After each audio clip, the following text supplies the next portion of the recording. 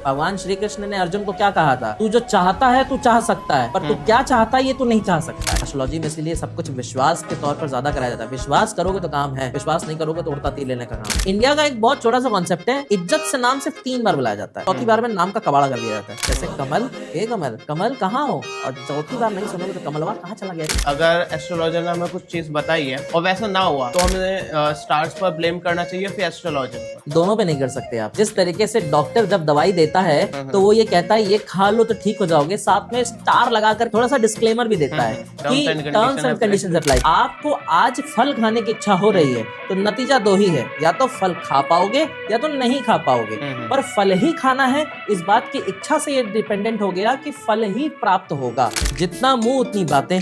और दूसरी बात है कि जब कोई प्लेटफॉर्म पे काम करता है तब वो ज्ञान बांटने का काम नहीं करता है, वो धन अर्जित करने का काम करता है, वो व्यवसाय बन जाता है। और जब भी कोई भी प्रोफेशन व्यवसाय के रूप में जाना जाएगा तब वहां पे ऑथेंटिसिटी नहीं रह जाएगी। हमारे पुरातन संस्कृति का ये ज्ञान जो है बहुत ही ज्यादा जो है प्राचीन है, पर इस प्राचीन ज्ञान के साथ नवीनतम ज्ञान को भी संलग्न किया गया है। आशिक जब किसी से प्रेम करता है तो उसकी 1000 खामियों को एक्सेप्ट कर लेता है खुशी खुशी। वो प्रेमिका के 1000 नखरे सह लेगा और वो उसे सह रहा है क्योंकि उसकी भावनाओं में प्रेम जुड़ा है। बट जिस तरीके से डॉक्टर अपना खुद का ऑपरेशन नहीं कर सकता, उसी तरीके से एस्ट्रोलॉजर अपने ऊपर अपनी रेमेडी इंप्लीमेंट नहीं कर पाता।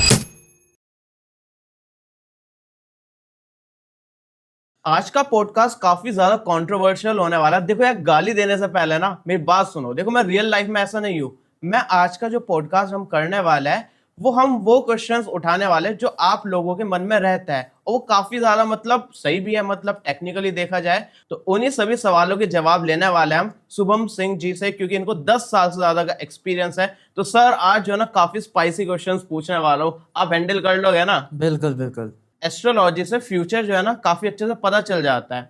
तो एस्ट्रोलॉजर्स खुद अपनी प्रॉब्लम्स को क्यों नहीं सॉल्व करते, या फिर खुद ही मतलब ऐसे ऐसे हैक्स ढूंढ ले कि मतलब कुछ काम ही ना करना पड़े और एस्ट्रोलॉजी का मतलब इस तरह से कुछ यूज हो जाए? बहुत अच्छा सवाल है। देखिए, ऐसा नहीं है कि एस्ट्रोलॉजर्स जो है अपने लिए प्रिडिक्शन नहीं करते या अपने फ्यूचर के प्रिडिक्शन को इम्प्लीमेंट करने के लिए उसके लिए रेमेडी नहीं ढूंढते। ढूंढते हैं, बहुत सारी चीजें हैं, बट जिस तरीके से डॉक्टर अपना खुद का ऑपरेशन नहीं कर सकता उसी तरीके से एस्ट्रोलॉजर अपने ऊपर अपनी रेमेडी इम्प्लीमेंट नहीं कर पाता। उसके कई सारे कारण हैं। पहला ये कि उसका जो ये प्रोफेशन है वो उसकी खुद की चुनी वजह से नहीं है, वो ये इस प्रोफेशन में आया ऊपर वाले की मर्जी से। एस्ट्रोलॉजी में हर कोई नहीं घुस सकता, और जो घुस सकता है वो इससे निकल नहीं सकता। तो जो वो रेमेडी करने की कोशिश भी करता है ना, तो उसका इम्प्लीमेंटेशन वो सिर्फ अपने तक दायरे में रख सकता है, पर अपने परिवार वालों और अपने आसपास के लोगों से वो हमेशा इन्फ्लुएंस होता रहता है, जिसकी वजह से वो उसका 100% रिजल्ट नहीं पा पाता। और कहते हैं ना, घर की मुर्गी दाल बराबर होती है, तो घर की बात कोई सुनता ही नहीं है। थोड़े बाइस्ड भी हो जाता है। हाँ, अपनी खुद की फीलिंग्स भी बायस्ड इम्प्लीमेंटेशन में आ जाती है, जिसकी वजह से आप चाह के भी अपने लिए चीजें नहीं कर पाते। जैसे कि एस्ट्रोलॉजी है ना काफी पुराने टाइम का कंसेप्ट है, मतलब पहले से चला आ रहा है। तो ये आज की जो मतलब मॉडर्न वर्ल्ड है इसकी प्रॉब्लम्स को भी सॉल्व कर पाता है या फिर नहीं, या फिर मतलब वो तो उस हिसाब से बनाई गई थी ना पहले के हिसाब। हमारे पुरातन संस्कृति का ये ज्ञान जो है बहुत ही ज्यादा जो है प्राचीन है, पर इस प्राचीन ज्ञान के साथ नवीनतम ज्ञान को भी संलग्न किया गया है। जैसे कि पुराने जमाने में जो है सरकारी नौकरी जैसा कोई कॉन्सेप्ट नहीं हुआ करता था, पर आज के जमाने में एस्ट्रोलॉजर्स से हर कोई यही सवाल पूछता है कि मेरी गवर्नमेंट जॉब कब लगेगी। पुराने जमाने में जो है अगर आप देखोगे तो फोन, गाड़ी, ये सब का कोई कॉन्सेप्ट ही नहीं था, है ना। लोग पब्लिक ट्रांसपोर्ट से या फिर घोड़े खच्चर से चलते थे, पर आज के जमाने में लोग पूछते हैं कि मेरे पास ब्लू कलर की गाड़ी होगी कि ब्लैक कलर की गाड़ी होगी। तो जो भी चीज पुराने जमाने में नहीं थी और आज के जमाने में है, इस कॉन्सेप्ट को कवर करने के लिए एक नया ज्ञान प्रस्तुत किया गया जिसे कहते हैं मॉडर्न एस्ट्रोलॉजी। और मॉडर्न एस्ट्रोलॉजी के अंतर्गत वो सारी चीजों का संलग्न आता है, जिसमें कि आप इलेक्ट्रॉनिक आइटम हो गया, चाहे इंटरनेट हो गया। पुराने जमाने में तो इंटरनेट नहीं था, पर इन सब को हम अलग अलग ग्रहों के वाइज कैटेगरी में डालते हैं, जो कि उसका इम्प्लीमेंटेशन सेम उसी तरीके से देता है। काफी सारे ना पॉपुलर एप्लीकेशंस है जो कि एस्ट्रोलॉजी से रिलेटेड है। तो वहां पर ना मैं एक टेक यूट्यूबर भी हूँ, तो मैंने ना रिव्यू करा था, मतलब ऐसा कोई एस्ट्रोलॉजी सच है या फिर गलत है इस वे में नहीं करा था, एप्लीकेशन को टेस्ट करने के बेसिस पर। तो काफी सारे एस्ट्रोलॉजर्स से मैंने बात करके देखी थी, तो उन्होंने ना एक ही सवाल के ना काफी सारे एस्ट्रोलॉजर्स ने अलग अलग जवाब दिए थे। तो ये चीज मुझे समझ में नहीं आई। जितना मुंह उतनी बातें। और दूसरी बात है कि जब कोई प्लेटफॉर्म पे काम करता है तब वो ज्ञान बांटने का काम नहीं करता है, वो धन अर्जित करने का काम करता है, वो व्यवसाय बन जाता है। और जब भी कोई भी प्रोफेशन व्यवसाय के रूप में जाना जाएगा तब वहां पे ऑथेंटिसिटी नहीं रह जाएगी। प्लस दूसरी चीज ये कि किसको पता है कि किसके पास संपूर्ण और शुद्ध ज्ञान है, इसकी गारंटी तो किसी के पास नहीं है। भाई तुमने कितना पढ़ा, हमने कितना पढ़ा, कोई नहीं जानता। हम एस्ट्रोलॉजर के पास जाते हैं उसके रिव्यूज को देख करके, ना कि उसके ज्ञान को देख करके। हम उसकी डिग्री तो चेक नहीं करते, हमको पता भी नहीं होता कि उसे कितना आता है। सेम ऐसे ही डॉक्टर्स के साथ भी होता है, हम डॉक्टर की डिग्री चेक करके उसके पास नहीं जाते। इलाज करता है, सूट किया तो अच्छा डॉक्टर, नहीं सूट किया तो बेकार डॉक्टर। तो सेम चीज हमारे साथ होती है। इसी वजह से हर एस्ट्रोलॉजर के साथ अलग अलग चीजें इसलिए होती है क्योंकि सबका ज्ञान वैरी करता है, और कौन से जगह से ज्ञान लिया गया उसकी ऑथेंटिसिटी का कोई पता नहीं है। जैसे कि एस्ट्रोलॉजी में स्टार्स हमारी डेस्टिनी डिसाइड करता है, तो बाकी रिचुअल्स या फिर प्रेयर्स करने की क्या जरूरत है स्टार्स पर? क्योंकि वो भी डेस्टिनी का ही पार्ट है। अच्छा। आप अपने लिए रेमेडी करने वाले हो, आपको कोई ज्ञान प्राप्त होगा, ये भी आपकी डेस्टिनी का ही पार्ट है। और डेस्टिनी जो पूर्व निर्धारित जिसे कहते हैं, जिसे भाग्य भी कहते हैं, नियति भी कहते हैं।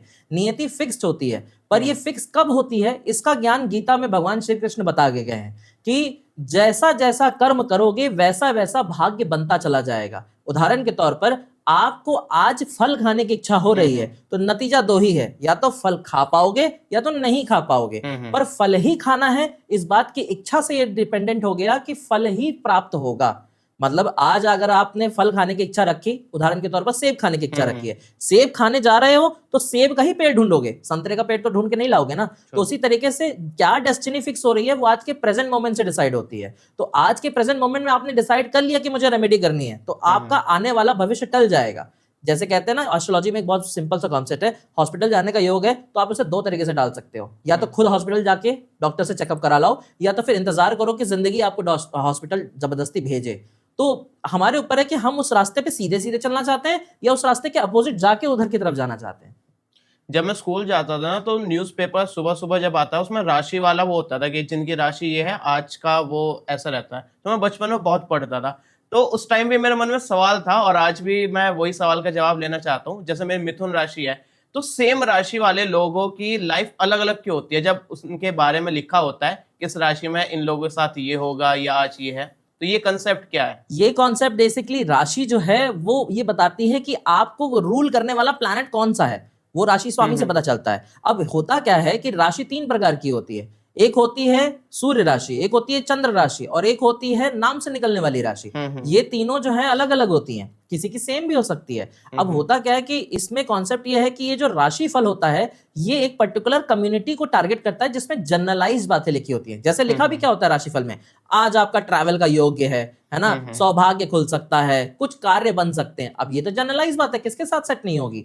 तो जनरलाइजेशन, बहुत ज्यादा जनरलाइजेशन है इसमें। दूसरी चीज क्या है कि इसमें अगर हम बात करें तो राशि में मेन चीज ये इंपॉर्टेंट हो जाती है कि ये किसी पे भी कौन सी भी राशि पढ़ लोगे आपको लगेगा मेरी वाली के लिए बात हो रही है ना। तो ये बहुत जनरलाइज कॉन्सेप्ट है, इसका स्पेसिफिकेशन भी है, पर एस्ट्रोलॉजी में इसका सही कॉन्सेप्ट है देश काल परिस्थिति। देश कि इंसान कौन से लोकेशन में जी रहा है, काल किस समय में जी रहा है, और परिस्थिति किस सिचुएशन में जी रहा है। ये तीन चीजें हर इंसान को अलग अलग कैटेगराइज करती है, डिफरेंशिएट करती है।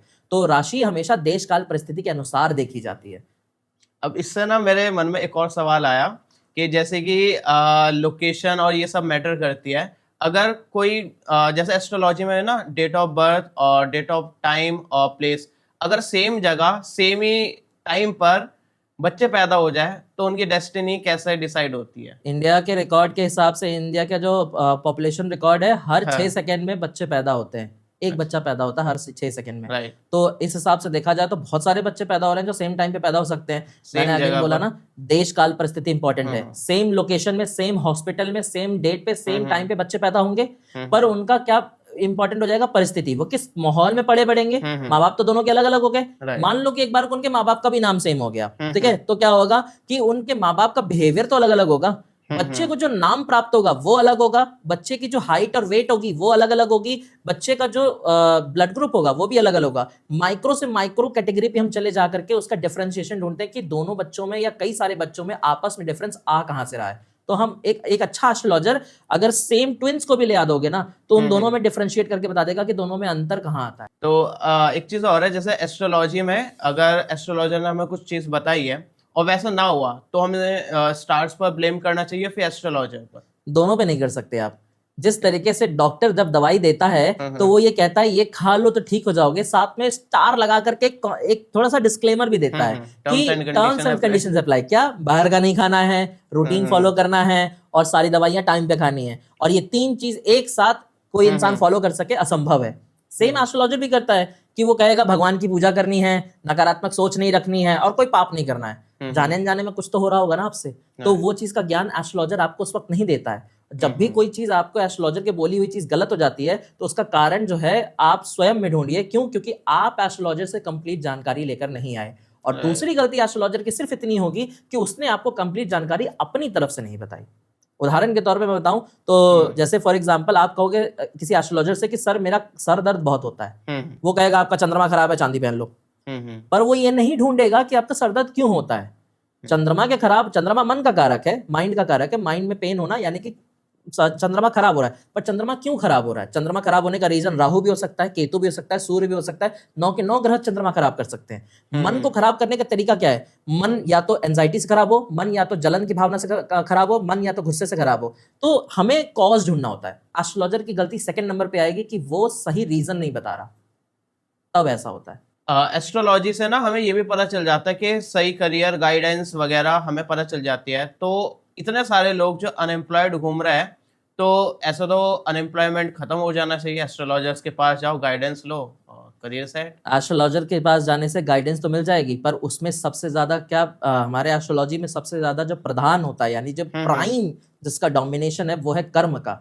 आप ज्ञान प्राप्त करने के बाद कर्म कर पा रहे हो कि नहीं, ये इंपॉर्टेंट है। उदाहरण के तौर पर पिज्जा खाना गलत है क्योंकि सेहत के लिए अच्छा नहीं है, पर पिज्जा, ये बात आपको पता है, पर खाते आप फिर भी पिज्जा हो, ये आपका कर्म है। सही और गलत में फर्क तो हर कोई कर लेता है, पर उस पर इंप्लीमेंट हर कोई नहीं कर पाता।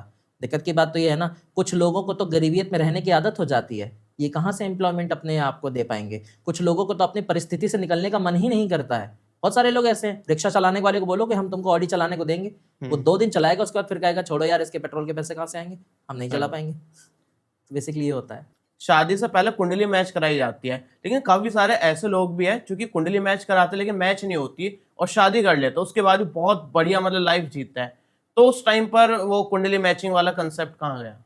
कॉन्सेप्ट तो तब भी था और अब भी है। अब एक बात बताइए, आशिक जब किसी से प्रेम करता है तो उसकी 1000 खामियों को एक्सेप्ट कर लेता है खुशी खुशी, है ना। वो प्रेमिका के 1000 नखरे सह लेगा। तो नखरे तो तब भी थे, पर वो उसे सह रहा है क्योंकि उसकी भावनाओं में प्रेम जुड़ा है। उसी तरीके से अगर वही सेम लड़की को आप किसी अनजान इंसान के साथ शादी करा देंगे तो क्या होगा? वहां प्रेम नहीं होगा, तो वहां सब कुछ दिमाग के तौर पे देखा जाएगा। वही छोटे छोटे नखरे उसके लिए प्रॉब्लम बन जाएंगे।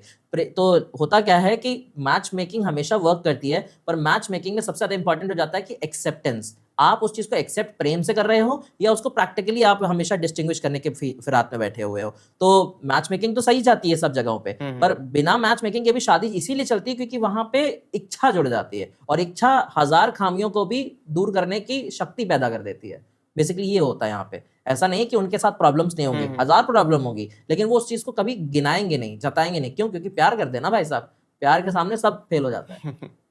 वेस्टर्न वर्ल्ड में ना कोई भी कार लेनी है वो किसी भी दिन खरीद लेता है, शादी करनी है कोई कुंडली मैच नहीं कराता है, लेकिन वो उस डिसीजन को बिना एस्ट्रोलॉजी के हिसाब से करके भी फिर भी उनके वो डिसीजन सक्सेसफुल रहता है। तो उस केस में क्या फंडा होता है? ये तो बहुत बड़ा स्कैम है कि आप किसी शुभ दिन कोई कार्य कीजिए, किसी अशुभ दिन कोई कार्य मत कीजिए। क्यों? क्योंकि गाड़ी कभी भी खरीद लो, इस बात का इफेक्ट सिर्फ उस गाड़ी के खरीदने के दिन ही रहेगा, है ना। लेकिन गाड़ी कब चला रहे हो ये तो हर दिन मैटर करता है ना। तो बेसिकली ये तो वही वाली बात हो गई कि पंडितों को अपना पैसा बनाना है तो शुभ अशुभ मुहूर्त का बहुत ज्यादा जो है झोल फैला रखा है। कुछ जगहों पे शुभ अशुभ मुहूर्त देखा जाता है, जैसे कि लगन मैच कराया जाता है शादी के समय। सही मुहूर्त पर शादी नहीं होगी तो आगे जाके शादियों में दिक्कत आती है, परंतु बाकी सब जगहों पे इस सब चीज का कोई बहुत बड़ा रोल नहीं है। तो बस बेसिकली ये चीज है। जैसे कुंडली में लिखा होता है कि मेरी शादी अब होगी, मान लो कुछ ईयर या कुछ मुझे बता दिया गया और मैं उसको चेंज कर दूं, मैं उस पीरियड में शादी ना करके बाद में करूं, तो इस तरह से डेस्टिनी मैं तोड़ सकता हूं क्या? ये बदल सकता हूं? ये आपका मिथ होगा कि आप डेस्टिनी तोड़ रहे हैं, क्योंकि आपकी डेस्टिनी में यही लिखा होगा कि शादी का योग बनेगा, पर आप उस योग पे शादी नहीं करोगे। ये भी लिखा ही हुआ है, एक्चुअली में है तो सब कुछ लिखा हुआ। भगवान श्री कृष्ण ने अर्जुन को क्या कहा था? तू जो चाहता है तू चाह सकता है, पर तू क्या चाहता है ये तू नहीं चाह सकता है। अच्छा, मतलब आप जो चाहते हो आप चाहो, जो भी चीज आप चाह सकते हो चाहो। आपको अगर आपको करोड़पति बनना चाहो, पर आपको करोड़पति बनने की जो चाहत आ रही है ये भगवान की देन है कि आपको आ रही है, तो इस पे भगवान का कंट्रोल है। तो बेसिकली इस तरीके से देखा जाए तो आप ये सोच रहे हो कि सब कुछ आप कर रहे हो, पर आप नहीं कर रहे हो। आपके अंदर विद्यमान ये परमात्मा का परम अंश आत्मा के रूप में जो शरीर में विद्यमान है ये करवाता है, और आत्मा के सब कुछ उसमें कंट्रोल में होता है। बस आपको लगता है कि आप हर चीज के लिए भाग रहे हो, बट आपको अंदर से ड्रिवन जो एनर्जी आ रही है, भगा रही है, वो तो अंदर बैठी है ना, उस पर आपका बस नहीं है। जो ये सोच रहा है ये भी हमारे उसमें लिखा ही होगा कि हम ऐसा सोचेंगे। एग्जैक्टली, सब लिखा हुआ है। जैसे कुंडली या फिर एस्ट्रोलॉजी में ये पता चल जाता है कि हमारे इस ग्रह की पोजीशन या उसको चेंज होने के बाद हमारी लाइफ में ये चेंजेस आएंगे, तो फिर उस पीरियड तक शांत बैठ जाओ और उसके बाद डायरेक्टली मिल जाएगा। मतलब जैसे हमारा लिखा है कि 2 साल बाद मेरे पास बहुत पैसा आएगा, तो फिर अगर मुझे किसी ने बता दिया तो मैं आराम से 2 साल आराम से मजे से बैठता हूँ, कोई टेंशन नहीं लेता हूँ, 2 साल बाद मैं। ये तो वही वाली बात हो गई कि थाली पड़ी हुई है सामने और किसी ने बोल दिया कि तो ये तुम्हारा पेट भरने वाला है 1 घंटे में, और आप मुंह खोल के खड़े हो कि खाना मुंह में गिर जाए। ये नहीं हो सकता ना। आपके पास योग है कि पेट भर जाएगा, पर उस पेट को भरने के लिए कर्म करना तो आपके ही ऊपर है ना, कि आप हाथ से खाना लो और मुंह में डालो। कोई आके खिलाएगा तो है नहीं, या आप मुंह खोल के खड़े रहो, मुंह आकाश से खाना गिर रहा है, नहीं हो सकता ये चीज। तो बेसिकली जब भी एस्ट्रोलॉजी में कोई चीज बोली जाती है वो इस टर्म के साथ बोली जाती है कि योग है, चांसेस हैं, प्रोबेबिलिटी है। उसमें मतलब प्रोबेबिलिटी ज्यादा हाई होती है हाँ, उस पीरियड और उस चीज पे एक्ट अपॉन आपको करना है। आप उस दिशा में जाना चाहते हो कि नहीं, ये आपके ऊपर है। तो बेसिकली वो चांसेस को आप टाल सकते हो, एक्सेप्ट कर सकते हो based upon the actions you are taking. तो आपका एक्शन इंपॉर्टेंट हो जाता है। एस्ट्रोलॉजी में हमेशा कर्म प्रधान होता है, कर्म ही सब कुछ है। जैसा आपने बताया शुभ दिन वगैरह कंसेप्ट जो है ना काफी जगह पर मिथ है, तो अशुभ दिन मतलब जहां पर ये वैलिड है तो उस हिसाब से देखा जाए तो कुछ दिन अशुभ भी होते हैं, या फिर भगवान ने ऐसा क्यों बनाया कि इस टाइम पे इस दिन में काम करोगे तो अच्छा होगा, इस दिन करोगे तो ये नहीं करना चाहिए, जैसे राहु का पीरियड है इसमें काम मत करो।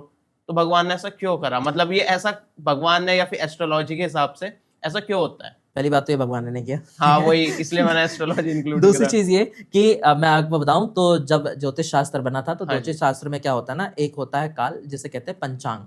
पंचांग बताता है 5 अंगों को समय का, जैसे कि दिन, वार, नक्षत्र, योग और कर्ण।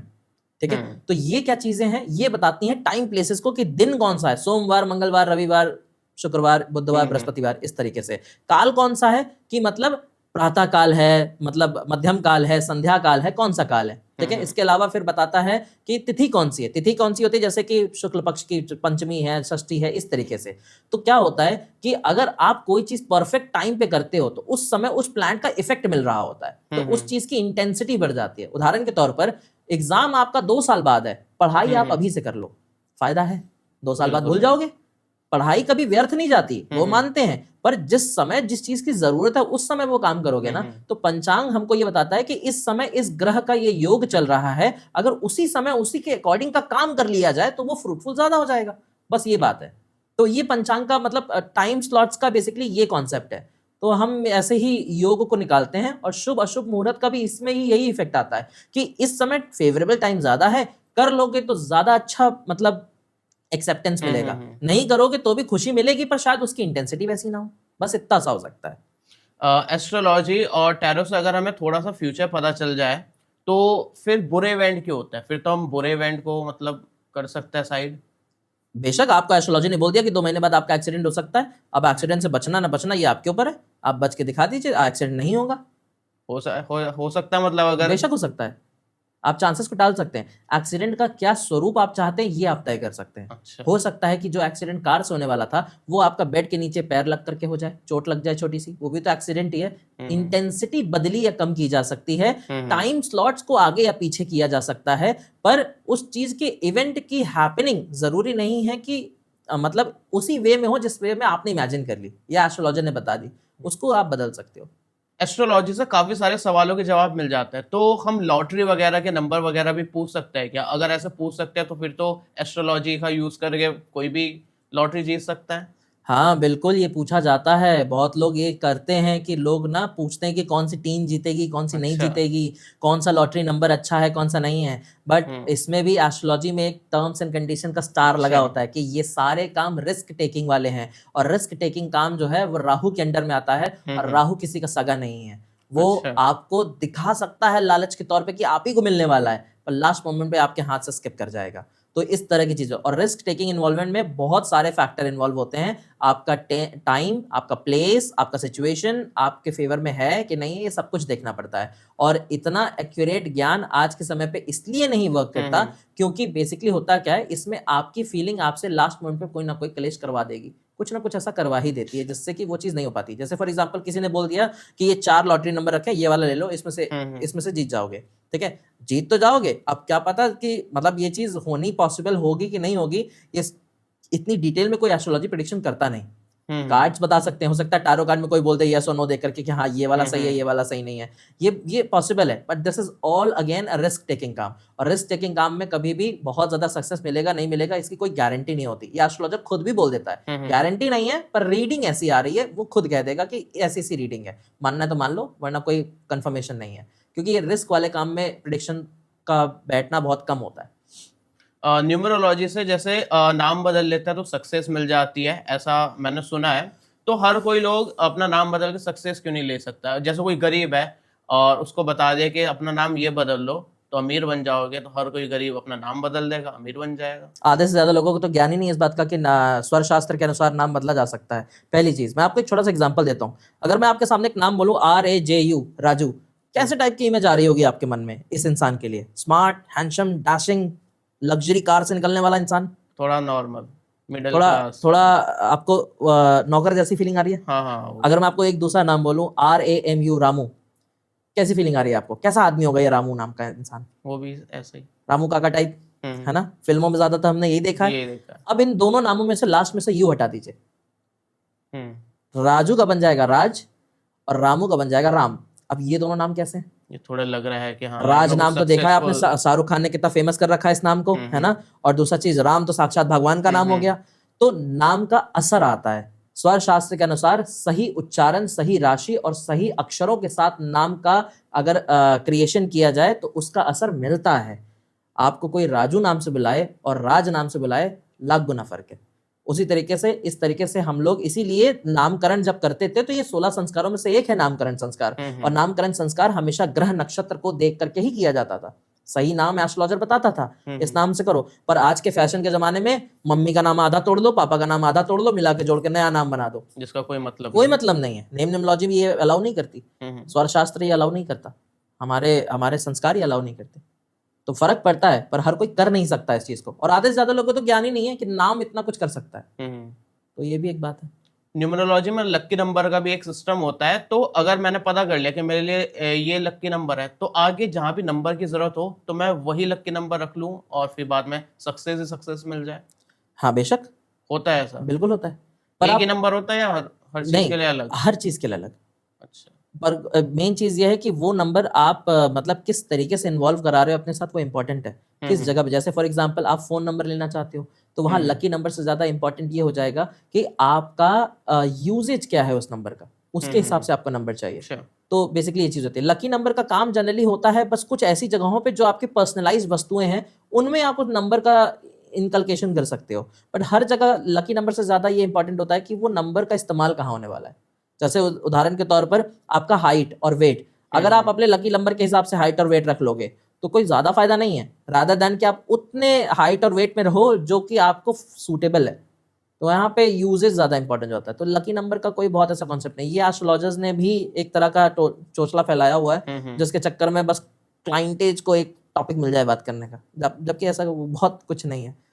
न्यूमरोलॉजी में मैंने देखा है कि इंग्लिश अल्फाबेट्स का ही रोल होता है, तो हिंदी का भी होता है या फिर नहीं, या फिर हिंदी का होता ही नहीं? नहीं, बिल्कुल होता है। हमारे पुरातन काल के संस्कृति में स्वर शास्त्र नाम का एक पूरा शास्त्र है। स्वर शास्त्र में र के उ की मात्रा, उ, ये सब चीजों से बना है पूरा नाम। तो इसमें हर एक चीजें इंपॉर्टेंट होती हैं और हर एक चीज का कैलकुलेशन है। आप र को नंबर्स में कन्वर्ट करते हो, म को नंबर, मतलब हर एक स्वर और व्यंजन को कन्वर्ट करते हो, और वो सारे स्वर और व्यंजन को कैलकुलेट करके हम फिर नाम की एनर्जी निकालते हैं। ये चीज हिंदी के अल्फाबेट्स में भी होती है पर यूज नहीं होता। क्यों? क्योंकि स्वर शास्त्र का एक बहुत छोटा सा नियम है, जो नाम इस्तेमाल में आएगा उसी का ही आपको फायदा मिलेगा। उदाहरण के तौर पर आपका नाम है मान लो कमल, ठीक है? अब आपका नाम कमल है। इंडिया का एक बहुत छोटा सा कॉन्सेप्ट है, इज्जत से नाम सिर्फ 3 बार बुलाया जाता है, चौथी बार में नाम का कबाड़ा कर दिया जाता है। जैसे कमल, ए कमल, कमल कहाँ हो, और चौथी बार नहीं सुनोगे तो कमलवा कहाँ चला गया रे। तो बेसिकली ये चीज हो जाता है। तो जब नाम बिगड़ता है तो उसके साथ की इंटेंसिटी बिगड़ जाती है और उसके हिसाब से फिर असर मिलना चालू होता है। तो स्वर शास्त्र का सबसे स्ट्रांग नियम है कि जिस नाम का जैसे जैसे इस्तेमाल करोगे वैसा वैसा असर मिलेगा। अगर उस नाम का इस्तेमाल नहीं होगा तो उसका असर भी वैसा नहीं मिलेगा। आपका नाम कुछ भी हो, उच्चारित कैसे हो रहा है ये इंपॉर्टेंट हो जाता है।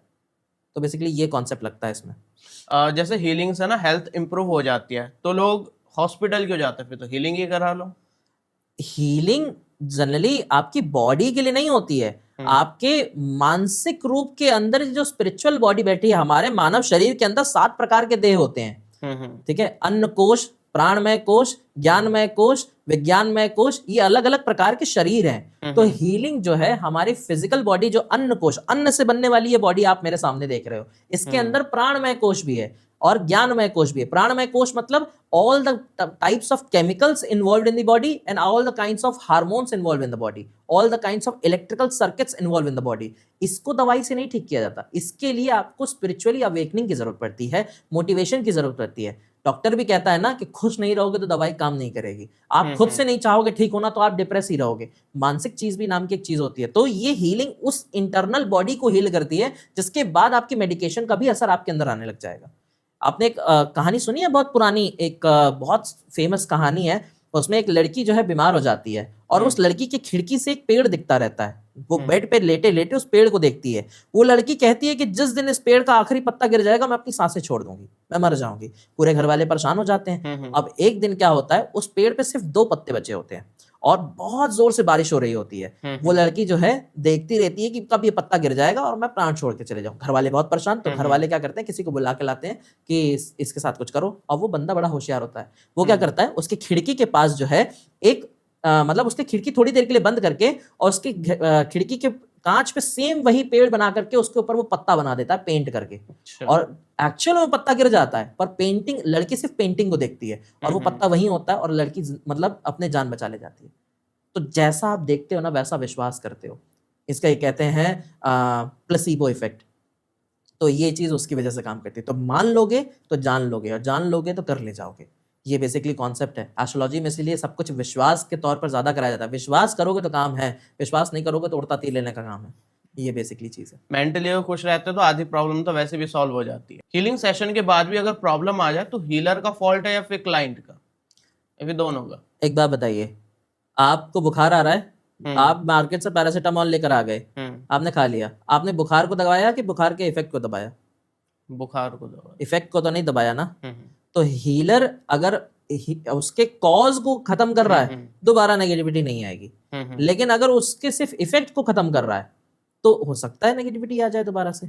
अब मान लीजिए कि आप रह ही गलत वास्तु में रहे हो, रह ही गलत आदतों के साथ रहे हो, तो जितनी बार पगलाएंगे उतनी बार हीलर के पास भागेंगे, क्योंकि आप सिर्फ इफेक्ट दबाने जा रहे हो, कॉज दबाने नहीं जा रहे हो। मतलब आपको कॉज चाहिए होता है, वो हर कोई नहीं कर पाता। और एस्ट्रोलॉजर आपको बताएगा भी नहीं कॉज क्या है, क्योंकि वो बता दिया तो घोड़ा घास से दोस्ती कर लेगा तो खाएगा क्या? बिल्कुल सही बात है। तो वो वाली चीज हो जाती है। हीलिंग में एनर्जी ट्रांसफर होती है, तो अगर ऐसी हीलर्स एनर्जी ट्रांसफर करते हैं फिर तो खुद भी मतलब एनर्जी उनकी खत्म हो जाएगी, तो ऐसा क्या कंसेप्ट, या उनकी एनर्जी जनरेट होती रहती है? एक अच्छा हीलर अपने आप को हमेशा ड्रेन होने से बचाता है, अपने अंदर के ड्रेनिंग एनर्जीज को रिचार्ज करने का काम करता है। जिस तरीके से जब उदाहरण के तौर पर आप दिन भर काम करके रात में सो करके अपनी एनर्जी रिटेन करते हो, उसी तरीके से एस्ट्रोलॉजर भी अपनी एनर्जी को मेंटेन करने के लिए अपने लिए एक्टिविटीज करता है। तो वो भी अपने आप को चार्जिंग पे लगाता है एक तरीके से, ऐसा कह लो। तो मतलब वो ज्यादा काम नहीं कर सकते अगर दिन में 90% ऑफ द हीलर्स के लाइफ में आप प्रॉब्लम देखोगे। क्योंकि अब अगर हीलर का मतलब क्या है, चार्ज डिस्चार्ज, चार्ज डिस्चार्ज, और यही फोन की बैटरी भी करती है, खराब हो जाती है एक टाइम बाद, तो हीलर्स भी डेटोरिएट होते हैं। और ज्यादातर हीलर्स को स्किन प्रॉब्लम, ज्यादातर हीलर्स को किसी न किसी प्रकार के एलर्जी, इन्फेक्शन, लाइफ में मल्टीपल स्ट्रगल्स, ये सब होते ही होते हैं। पेड़ सबको छाया देने का काम करता है, पर पेड़ को छाया देने का काम कोई नहीं करता। करेगा भी तो थोड़े समय के लिए बादल कर सकता है बस, और कुछ नहीं। तो healers is just like a tree, ये सब के लिए बने, इनके लिए कोई नहीं बना। तो इनकी भी जैसे बैटरी की चार्ज साइकिल होती है, ऐसी इनकी भी साइकिल होती है।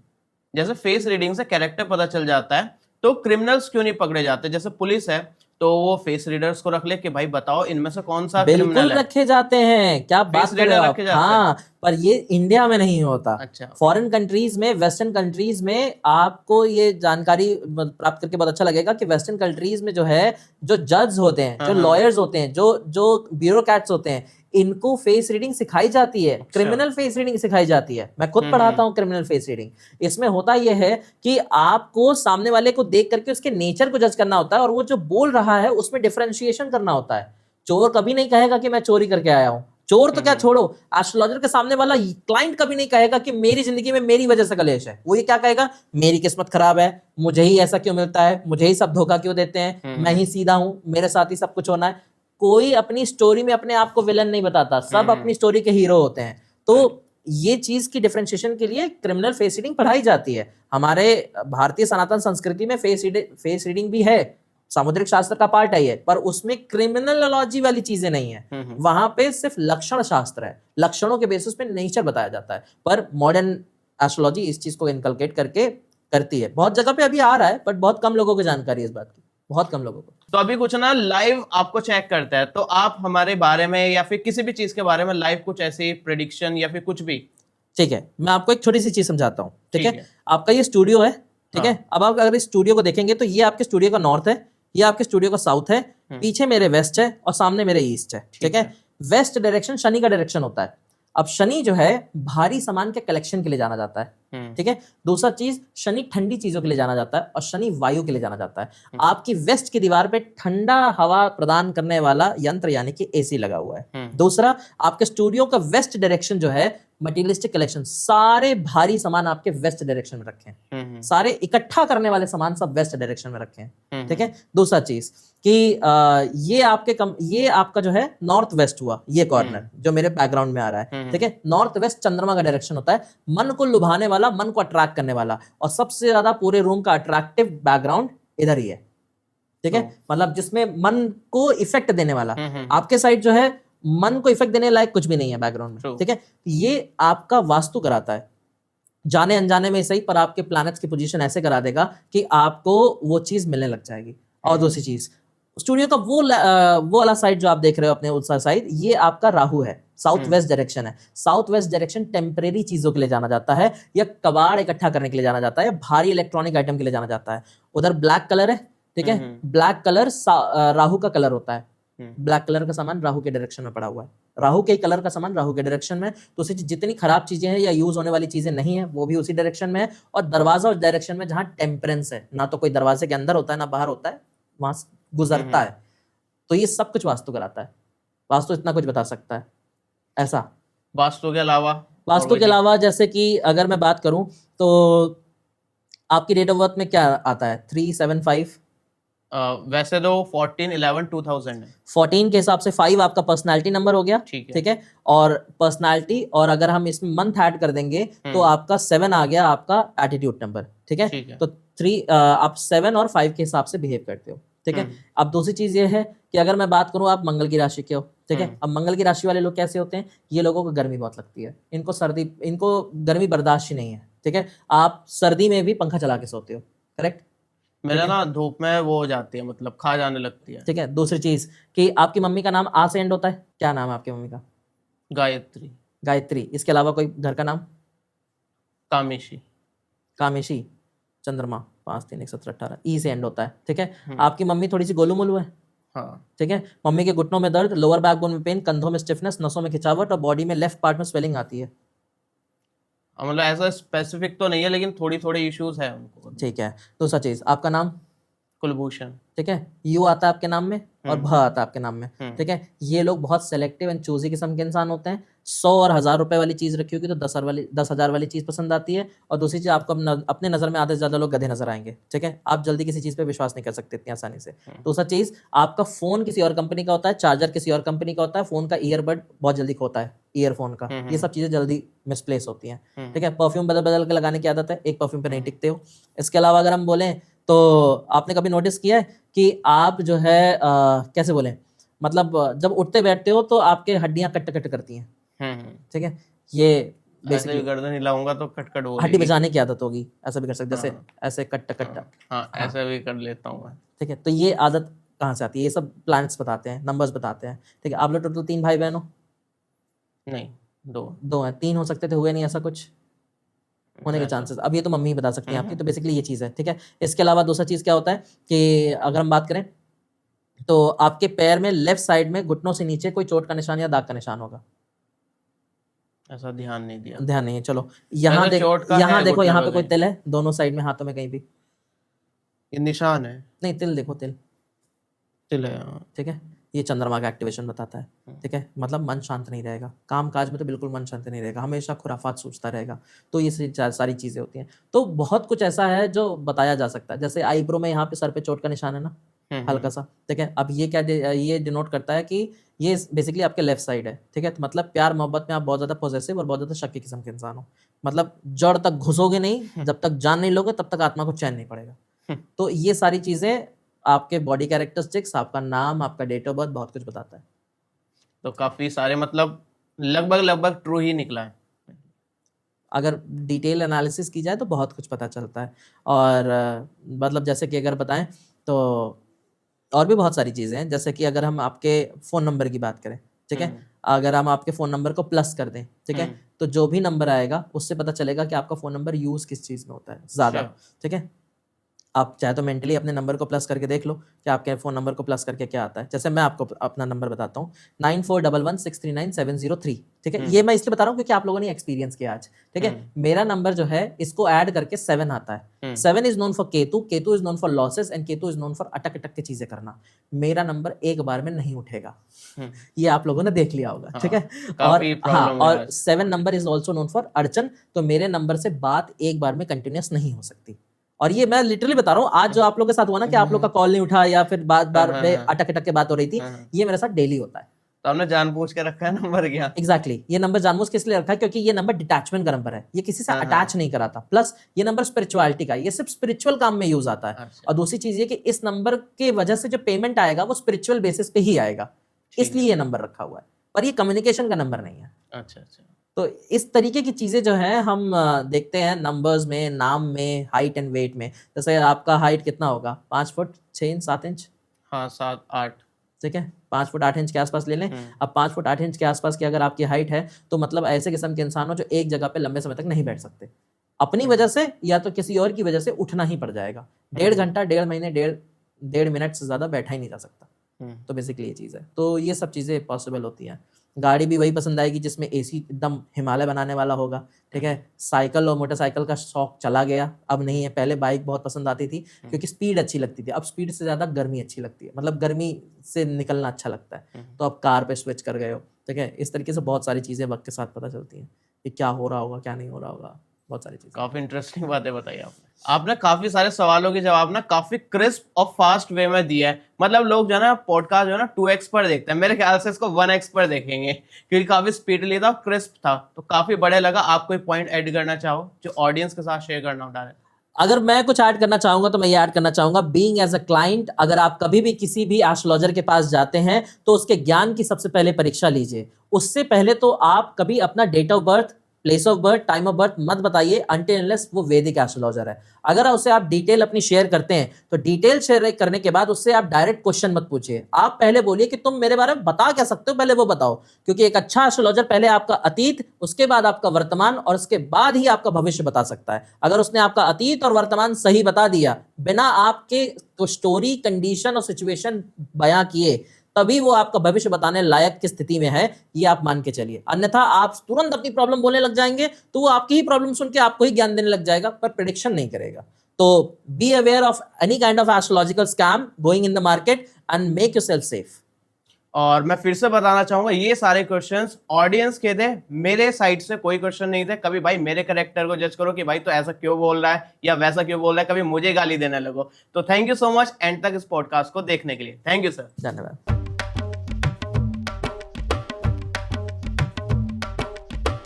और आपको आधा शूट हो गया फिर ऐसे होता है। न्यूमरोलॉजी बोला था इससे पहले बोल दिया, आज यही करके आया हूँ। वो इन्होंने स्टॉप कर दिया था।